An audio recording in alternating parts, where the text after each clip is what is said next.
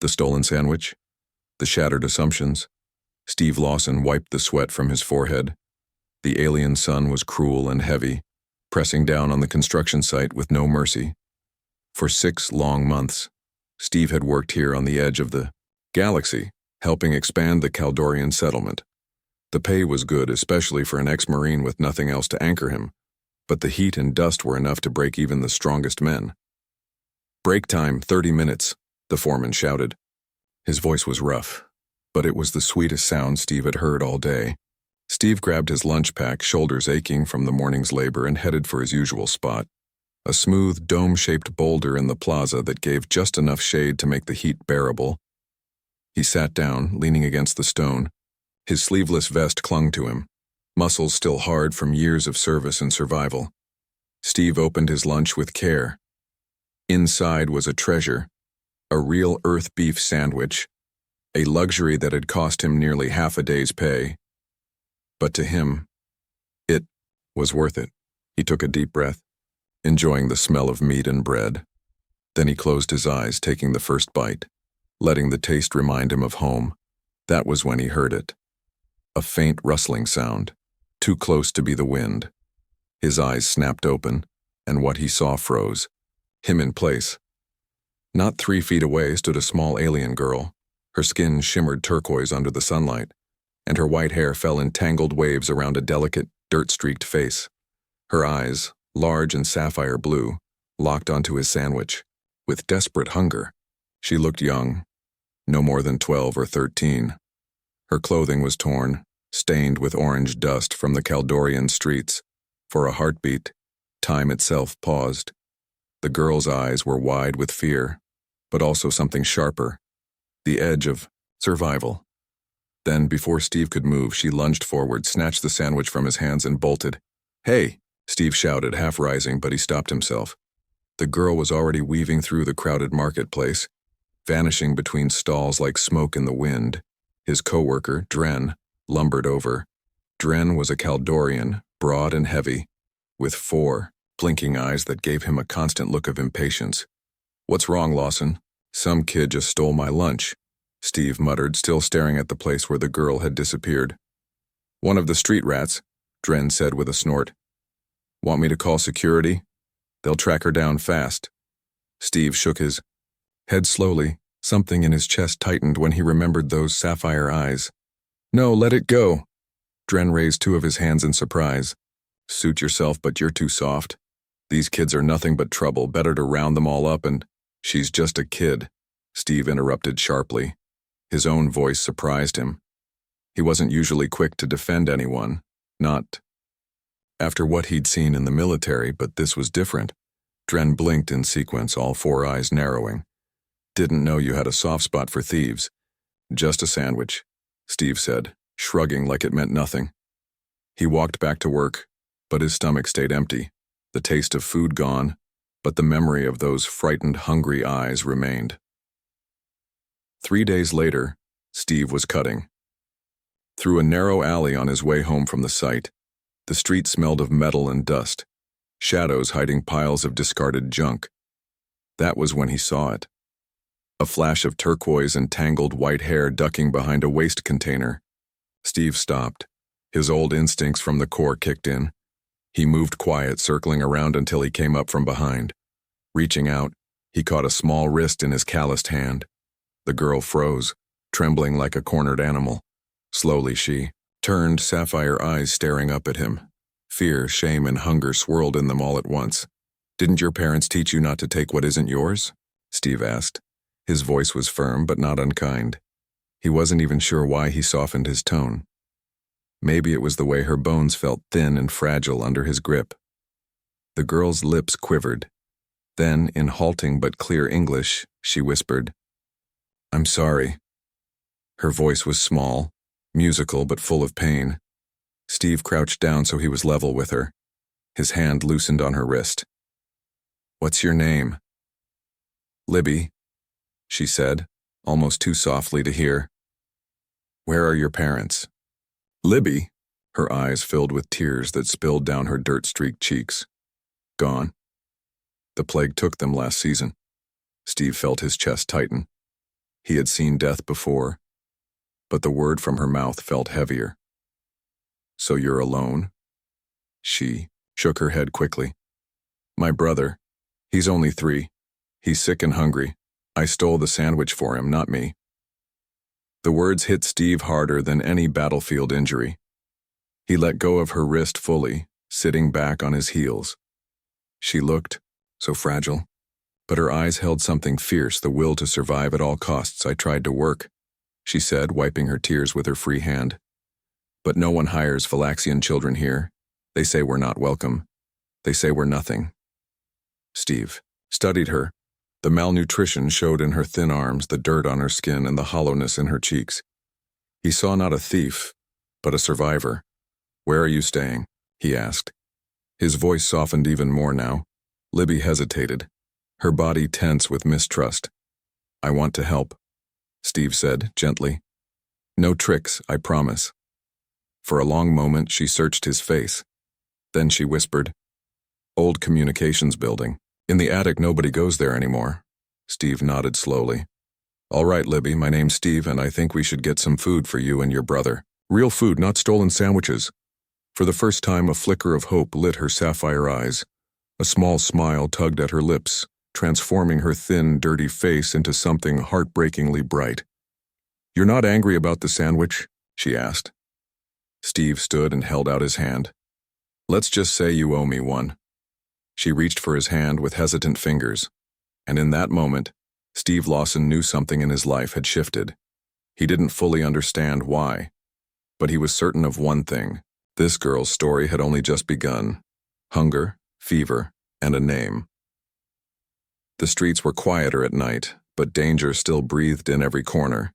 Steve walked beside the small alien girl, Libby, her bare feet silent on the dusty ground. She kept her head low, glancing around with nervous eyes. Every shadow made her tense, every distant sound made her flinch. "Old communications building, you said?" Steve asked, his voice calm but steady. Libby nodded. "Yes, in the attic. Nobody goes. There, it's the only safe place left." Steve looked at her small frame and the strength it took for her to survive. He had known soldiers twice her size who had given up in less desperate places. Yet here she was, leading him. Courage in her trembling steps, the building came into view. A crumbling structure at the edge of the settlement. Its walls were cracked. Metal panels rusted, windows shattered long ago. It looked dead, forgotten. But Libby slipped through a narrow service door like she had done it 100 times. Steve followed, the air inside thick with dust and silence. They climbed a crooked staircase, the boards groaning under Steve's weight. Libby's movements were quick, practiced. She pushed open a small hatch, and Steve pulled himself into the attic. The space was small, but it told a story. A pile of blankets in the corner, bits of scavenged items lined neatly along the wall, scraps of clothing, empty containers, a child's attempt to make a home from ruins. On the bedding lay a tiny bundle wrapped in a faded blue cloth. Steve's chest tightened as the blanket moved, revealing a boy no older than 3. His skin was the same turquoise as Libby's, but his face was flushed with fever. His violet eyes opened weakly, staring at Steve with confusion. "Taro?" Libby whispered softly, kneeling beside him. "I brought someone. A friend." Steve crouched down, his knees creaking from years of combat and hard work. He saw the boy's small body trembling, each breath shallow. His eyes carried both exhaustion and innocence. "Hey there, little man," Steve said gently. "I'm Steve." The boy blinked, then whispered weakly, "You're pink." Steve let out a small chuckle. "That I am. And you're blue." "Turquoise," the boy corrected, his voice faint but serious. Steve couldn't help but laugh softly. Even sick, the child had spirit. Libby smoothed her brother's hair with care, but her own hands were shaking. She looked at Steve with eyes that were far older than her years. "He's been sick for 3 days. I traded for medicine, but it's not helping. He's getting worse." Steve put down the small food pack he had carried, pulling out bread and dried meat. Libby's eyes widened, not for herself but for her brother. She quickly began to feed Taro tiny pieces, her face glowing with relief when he managed to eat. As Steve watched them, his mind turned. This wasn't just about hunger. This was survival against impossible odds. 2 children, alone in a settlement that didn't want them, fighting sickness and poverty with nothing but each other. How long have you been here? Steve asked, his voice low. Almost a season, Libby answered, still watching Taro carefully. After our parents died, the authorities wanted to take us. They said they would send Taro to a care facility and me to a labor program, but I couldn't let them split us apart.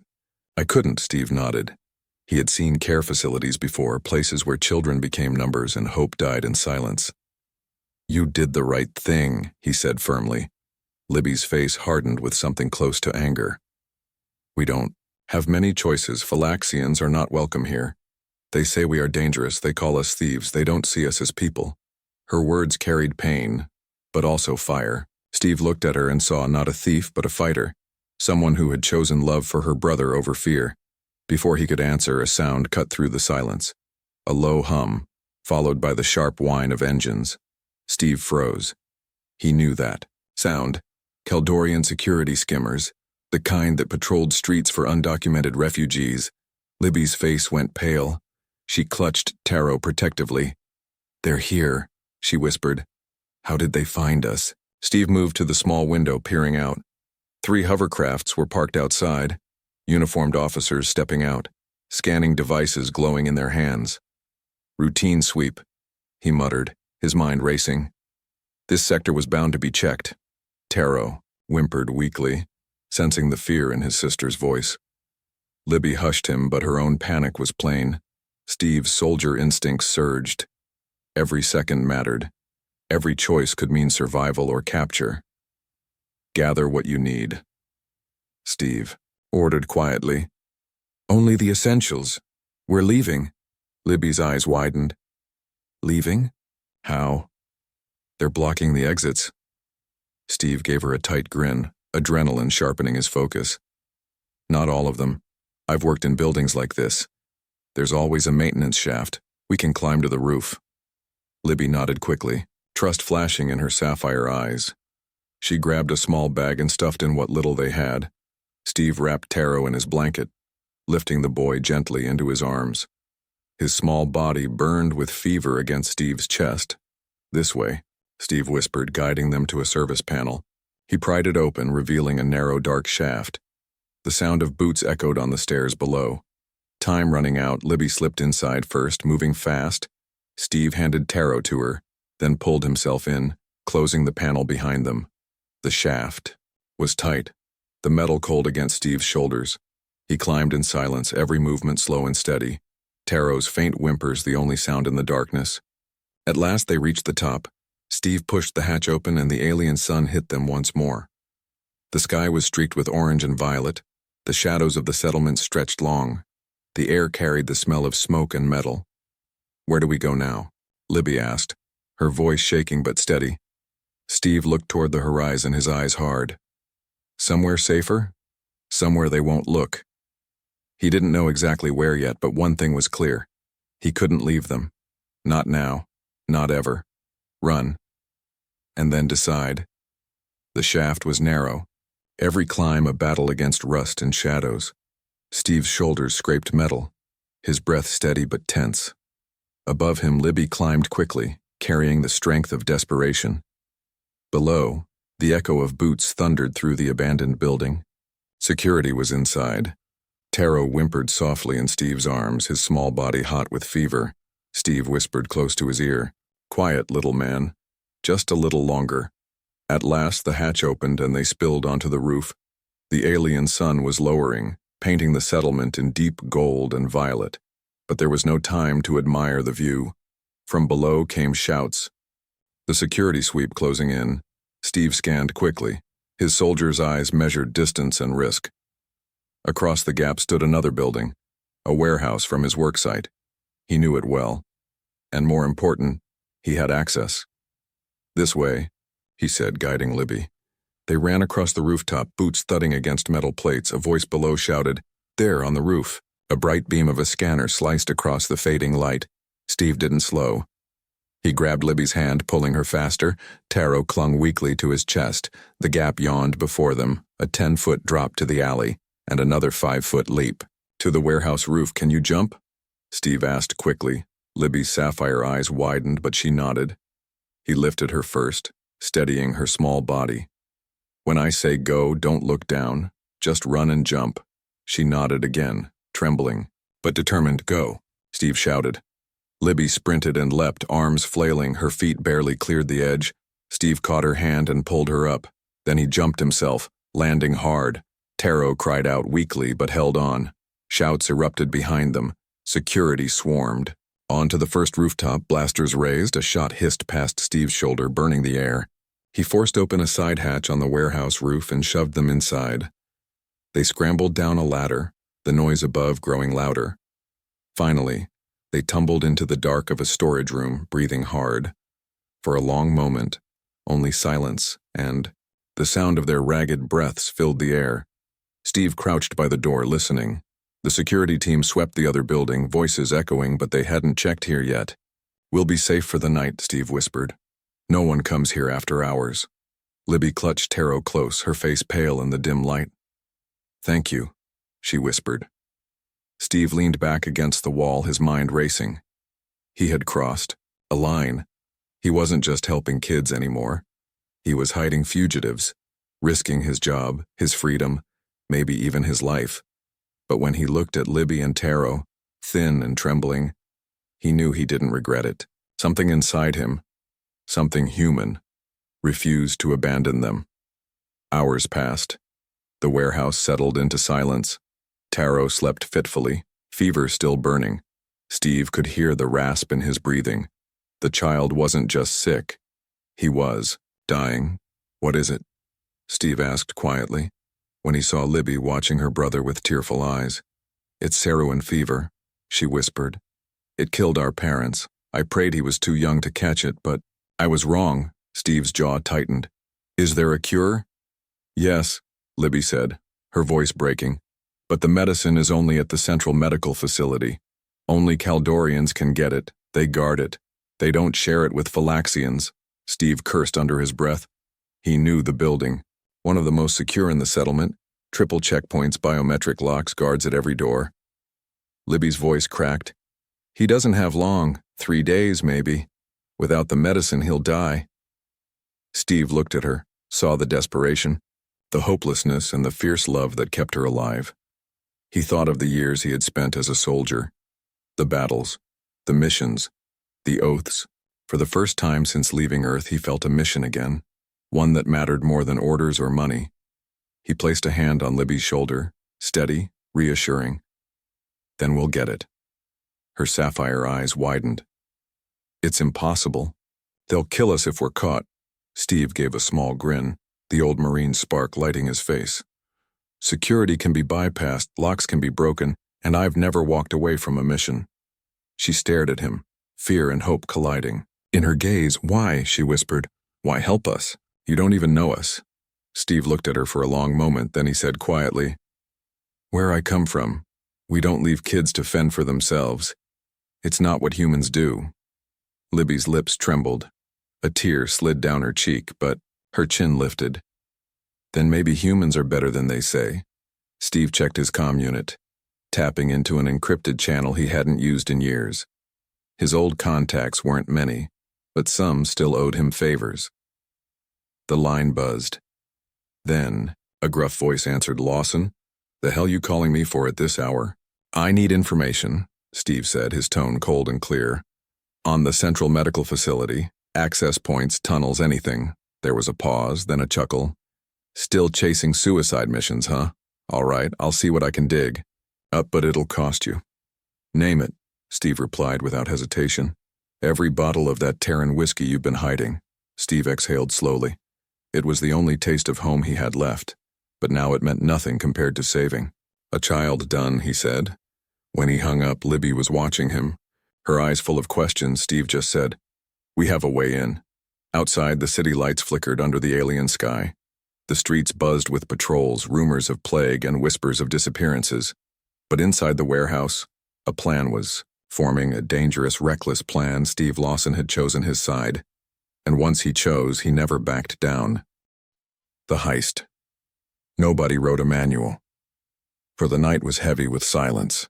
The Caldorian settlement glowed faintly under rows of hovering lights. Security drones hummed as they patrolled the skies. Steve crouched in the shadow of an abandoned freight depot, Libby at his side, her sapphire eyes wide but steady.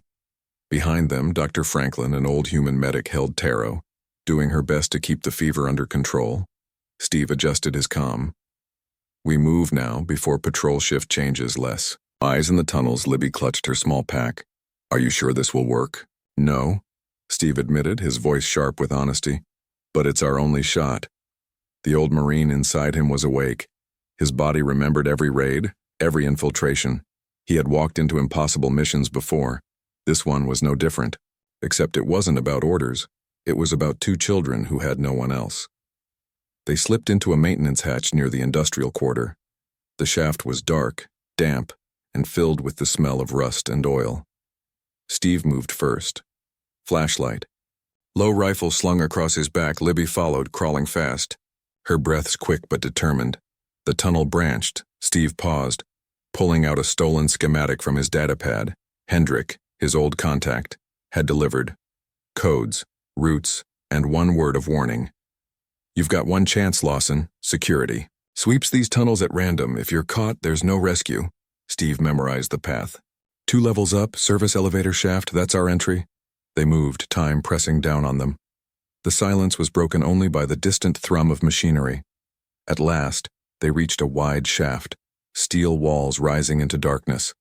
A narrow ladder clung to the side. Steve turned to Libby. You first. I'll cover below. She hesitated, then nodded. Her small hands gripped the rungs. Climbing with a speed born from fear, Steve followed, his senses sharp. Every creak of the ladder made his muscles tense. Taro's weak coughs echoed from below, Dr. Franklin whispering comfort. Halfway up, a sound froze them all. Footsteps. Metallic and close, Steve's gut clenched. He motioned for silence. The shaft door below slid open. A Caldorian guard stepped in, scanning the space. His helmet light swept across the steel walls. Steve's hand went to his pistol. He held his breath, waiting. The beam lingered inches from Libby's trembling body. Then, a buzz on the guard's comm. Sector 4 clear, move to Sector 6. The door hissed shut. The guard was gone. Steve let out a slow breath. Keep moving, he whispered. At the top, they forced open another hatch, slipping into a dim corridor. The sterile smell of antiseptic hit them instantly. The central medical facility. The halls were quiet. Night shift skeleton crew. Steve pressed his back to the wall, eyes sharp. Stay close. No noise. They moved in silence, past rooms glowing faintly with blue light. Inside, Steve glimpsed. Patients on beds, machines humming, but they weren't here for them. They had one goal, Saruan fever medicine, rare and locked away at last. They reached a reinforced door. Steve crouched at the panel. Biometric lock, he muttered. We need a Caldorian signature. Footsteps approached. Steve grabbed Libby and pulled her into a side alcove. A tall figure rounded the corner, a Caldorian woman in a medical officer's uniform. Her white hair was neatly tied, her silver eyes sharp with intelligence. I know you're there, she said suddenly, voice calm. Step out. Steve tensed, weapon half drawn. But Libby slipped past him, her small body stepping into the light. Please, Libby said, her voice trembling but clear. My brother is dying. We need medicine. We can't go anywhere else. The officer froze, recognition flashing in her silver eyes. She looked at Steve, at the human in work clothes, at the desperation in the child's face. Slowly, she lowered her scanner. My name is Narya, she said quietly. And you're the fugitives the governor hunts. You shouldn't be here, but... Her voice softened. Maybe fate put you in front of me, Steve frowned. So, are you going to call security, or help us? For a moment, silence. Then Narya's lips curved into something like a smile. Help, but we move fast. Follow me. She pressed her hand to the panel. The door slid open with a hiss. Inside were rows of secured cabinets, glowing softly with energy locks, Narya typed quickly, pulling out a small vial and a packet of crystalline powder. "This is the treatment," she said, handing them to Steve. "But if the governor finds out, he will do worse than kill me. He is planning something. Bigger, a purge. All Phylaxian refugees are marked for deportation to the mining colonies. Few return," Libby gasped, clutching Steve's sleeve. "We can't be found, Steve. We can't." Steve's jaw tightened. "Then we don't just escape. We fight back. Before Narya could answer, alarms blared. The corridor lights flashed red. A cold voice echoed through the speakers. "Unauthorized access detected. Security lockdown in progress." Narya's face hardened. "They've detected the breach. We don't have minutes. We have seconds." Steve raised his weapon, his eyes burning with resolve. "Then let's make every second count." Allies in the shadows. The alarm screamed through the medical facility. Red lights flashing like blood in the sterile halls. Steve's instincts snapped into place. He pulled Libby close, Narya at his side. The stolen medicine felt heavy in his pack, as if the entire future of 2 children balanced inside it. "Security will be here in less than a minute," Narya hissed, silver eyes sharp. "We must move." Steve nodded, his voice calm but hard. "Lead the way, doctor, you know the shortcuts." Narya guided them through a side corridor, their footsteps echoing against metal floors. Behind them, shouts and bootsteps grew louder. Libby clung to Steve's sleeve, her face pale but her jaw tight with determination. They turned a corner and froze. 3 Kaldorian guards stood ahead, rifles raised. "Stop! Hands up!" one barked. Steve didn't hesitate. He shoved Libby behind him, weapon flashing into his hands. The first shot sizzled past his ear. He dropped low, returned fire. The corridor erupted in chaos. Narya grabbed Libby, pulling her toward a service hatch in the wall. "Here!" she shouted quickly. Steve covered them, his blaster bolts precise. 2 guards went down, the third ducked back, shouting into his comm. "Intruders! Sector 7, human and 2 Phylaxians." Steve cursed under his breath. "Move! Move now!" They slipped into the hatch, crawling through a narrow tunnel that smelled of rust and coolant. The alarms muffled but still roared. Libby's breath came fast, her small hands trembling, but she kept crawling. At last, they tumbled into a maintenance room, dim and empty. Steve slammed the hatch shut, chest heaving. Narya leaned against the wall, her eyes glowing faintly in the emergency light. "You're insane," she whispered to Steve, half in awe, half in disbelief. "No human would risk this much." Steve wiped sweat from his brow, his jaw set. "Maybe you haven't met the right humans." Before she could answer, his comm crackled. Hendrick's gruff voice came through. "Lawson, you stirred the hive. Security is flooding the district. You need an exit now." "Suggestions?" Steve growled. "There's a resistance contact in the artisan's quarter," Hendrick said. "Name's Raylan. He owes me favors. He can smuggle you out. But watch your back. He doesn't trust outsiders." The line cut, static filling the air. Steve looked at Narya. "Ever heard of him?" Her silver eyes narrowed. "Yes, Raylan leads the underground Phylaxian cell. He hates Kaldorian law. But he hates humans too. If we go to him, he might kill you." Steve gave a half smile. "Then I'll just have to convince him I'm useful." Libby's small voice broke through, soft but steady. "We don't have time to argue. Taro is waiting. We need to move." The weight of her words struck Steve harder than the blaster fire. This wasn't about politics or pride. It was about a dying boy. He nodded. "Then we move." The artisan's quarter was alive with shadows when they arrived. Narrow alleys, twisted between tall stonework. Colorful fabrics fluttered like ghosts in the night wind. But the beauty was poisoned by the presence of Kaldorian patrols. Hovercrafts swept low, scanning with beams of cold blue light. Steve guided them into an old workshop, its door carved with fading symbols. Inside smelled of dust and metal, and, waiting in the dim light, were 3 figures cloaked in dark fabric. Their eyes gleamed turquoise and violet in the gloom. "Raylan," Narya said softly. "It's me." The tallest figure stepped forward, his features sharp, his expression unreadable. "Narya," he said, his voice smooth but hard, "and you bring a human." His gaze shifted to Steve with undisguised suspicion. "That is unexpected. He saved us," Libby blurted out, stepping forward, her small frame shaking but her eyes blazing. "He gave us food. He carried my brother. He fought the guards. Without him, we'd be dead."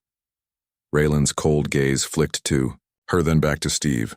"Humans do not risk their lives for Phylaxians. What is your price, soldier?" Steve met his stare without flinching. "No price, just medicine for the boy, and safe passage after that. Do what you want."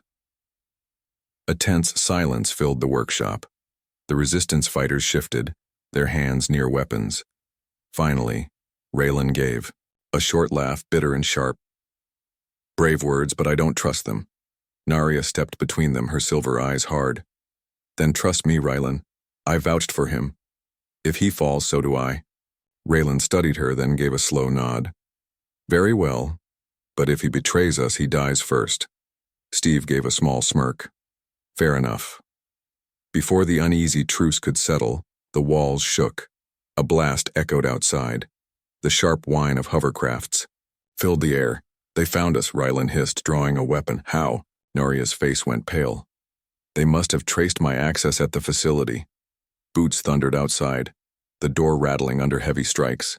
Libby gasped, clutching Steve's arm. The medicine in his pack felt heavier than ever. Steve drew his blaster, his voice steady. "We hold them long enough to get the kids out. That's the mission now." Raylan's eyes burned, meeting his. For the first time, something like respect flickered there. The door cracked, light flooding in, shadows of armed soldiers filled the frame. "Positions," Steve barked, his soldier's voice echoing with command. "No one touches the children." The battle for survival had come to them. The siege. In the quarter. The door shattered inward with a blast. Smoke and sparks filled the workshop. Kaldorian soldiers stormed inside, rifles raised, shouting commands. Steve reacted first, his blaster flashing. The first soldier dropped.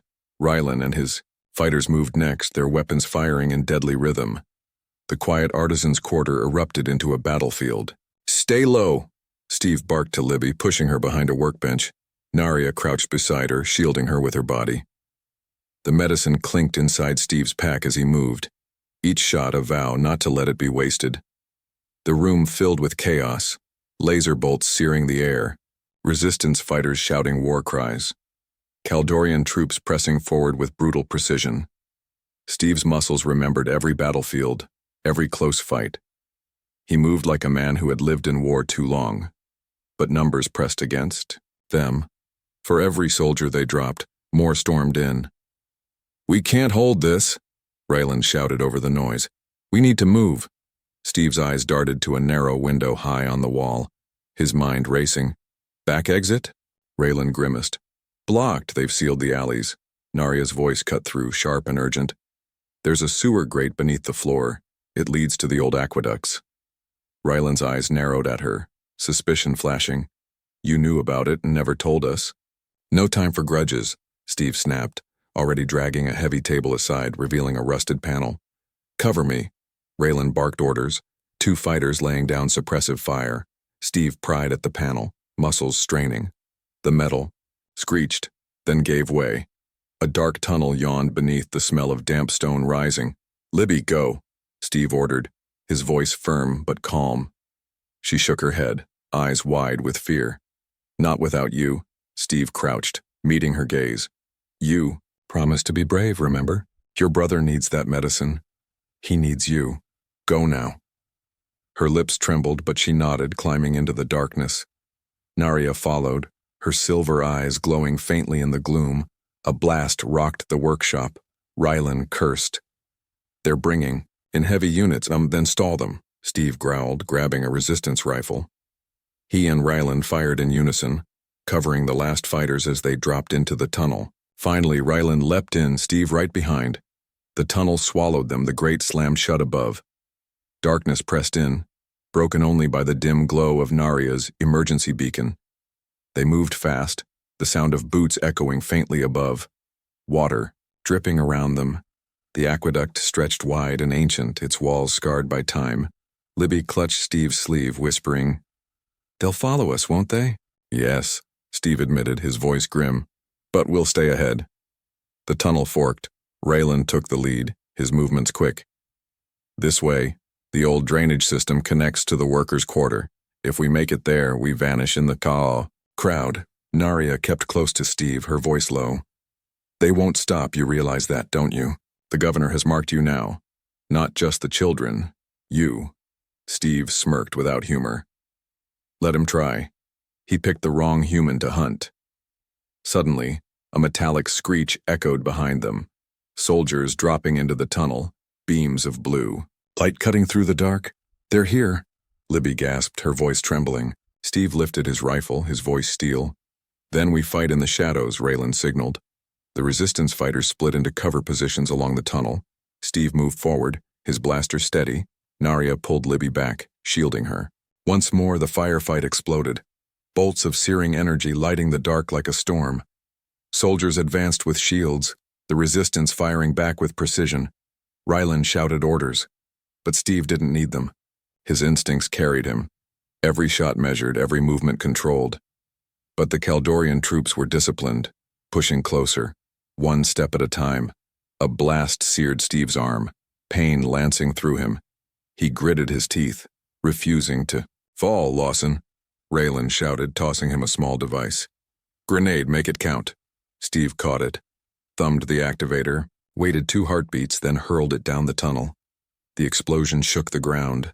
Soldiers thrown back in a storm of fire and dust. Silence followed, broken only by dripping water and the rasp of heavy breaths. Libby peeked out, eyes wide. "Are they gone?" "For now," Steve said, his voice grim. "But more will come." Narya stepped close, touching his burned arm, her silver eyes filled with something softer than fear. "You're hurt." Steve gave a half grin. "Just a scratch." Raylan studied him, then spoke low. "You fight like a Phylaxian human. Maybe you're not what I thought." Steve's gaze was steady. "I don't fight like a Phylaxian, I fight like a Marine. And I fight for what matters." The group moved again, deeper into the aqueducts, the distant sound of sirens echoing through the city above. Every step was survival. Every choice weighed in shadows, and Steve knew one thing for certain. The war he had walked into was bigger than saving one boy. It was a battle against a system built on fear. And once he started a fight, like that he never stopped. The human who wouldn't break. The aqueduct walls shook with distant blasts. Dust rained down from cracks in the stone. Raylan pushed forward, eyes sharp. "We can't stay underground. They'll flush the tunnels with gas." Steve tightened, his grip on the rifle, every sense alert. "Then we go up, find high ground, force them to chase us where they're weak." Narya frowned, silver eyes glowing faintly in the dark. "That's suicide. The governor has the entire district under lockdown." Steve's jaw set. "I've faced worse, and I'm not letting him win." Libby's small voice cut through, soft but steady. "My brother needs that medicine, please." "Steve?" Her plea struck deeper than any order ever had. He crouched to meet her eyes, his voice low but sure.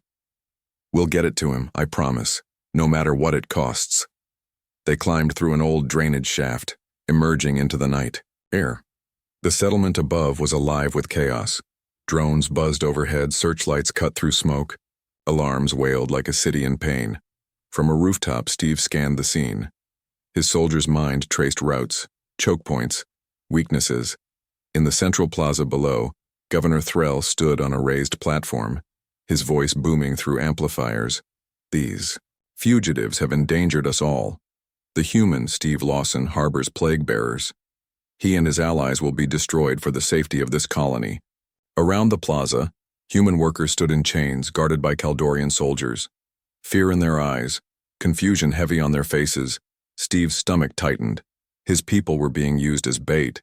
The governor wasn't hunting just Phylaxians. Anymore, he was hunting humans too. "We can't fight them all," Raylan growled. "This is madness." "Then don't fight them all," Steve said coldly. "Fight the lie." Narya's eyes widened as she understood. "You mean to confront him in front of everyone?" Steve checked his weapon, his voice calm. If he wants me, he'll get me.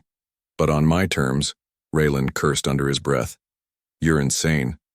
Maybe, Steve admitted, but insanity's better than letting innocent people die. He turned to Narya, pulling the small drive of evidence from her hands. You still have this? She nodded, clutching it tight. Everything. Medical records, deportation orders. The truth. Steve's gaze softened for a moment. Get it to the council. If I fall, make sure they know what happened here. Libby stepped forward, her small fists clenched. No, you can't go alone. Steve crouched, brushing a strand of white hair from her face. You already saved me once, Libby, when you showed me what mattered. But this part is mine. Before she could argue, he pressed the medicine into Narya's hand. Get it to the boy, he lives. Or none of this means anything. Then he rose, straightened his shoulders, and walked toward the plaza. The crowd parted as he approached, whispers spreading like wildfire. The human, someone gasped. Soldiers raised rifles, but Threll lifted a hand, his smile sharp and cruel. Well, well, the governor boomed. The traitor shows himself. Steve climbed onto the platform, his movements calm. His voice carried, sharp and strong. You call me traitor, but what do you call a leader who lets children die, who denies medicine because of the color of their skin? The crowd stirred, uneasy. Threll sneered. Lies, Phylaxian propaganda. Then why? Steve snapped, pointing to the chained workers. Do you hold innocents as hostages? If you are righteous, why are you afraid of the truth? The crowd grew louder, whispers rising into shouts. Soldiers shifted uneasily. Threll's smile faltered. You dare challenge Kaldorian law? The governor roared. I dare challenge injustice, Steve replied, his voice steady as steel. Because I am human and humans don't turn away when someone cries for help. At that moment, Narya's voice echoed through the plaza, amplified by Ryland's hacked comm device. Her silver eyes burned with fire. This man speaks truth. I was a senior medical officer. I saw the governor's orders. I saw Phylaxians denied care. I saw children die while he hoarded medicine. Gasps tore through the crowd. Some soldiers lowered their rifles, doubt flashing in their eyes. The lie was cracking. Threll's face twisted with fury. Seize them all, he screamed, but before his order could spread, a new sound cut through the chaos. The deep hum of a council ship descending. Its insignia shone bright in the night sky. The Galactic Council had arrived. Soldiers froze. Citizens dropped to their knees. Elder Coven, the council envoy, stepped onto the platform, his voice thunderous. Governor Threll, by order of the Galactic Council, you are suspended. Your crimes will be judged. The plaza erupted in chaos. Soldiers dropped their weapons. Citizens shouted for justice. Threll was dragged away. His screams drowned in the roar of the crowd. Steve stood still, chest heaving, the adrenaline flooding out of him. Libby ran to him, wrapping her arms around his waist. You came back, she whispered. He crouched, holding her close, his voice rough. Always. Narya approached, her silver eyes shimmering, the medicine vial safe in her hands. Tara will live, she said softly. And so will your people. Steve met her gaze, something unspoken passing between them. A promise, a bond forged in fire. For the first time in years, he felt the weight of war lift, replaced by something else. Something stronger, hope,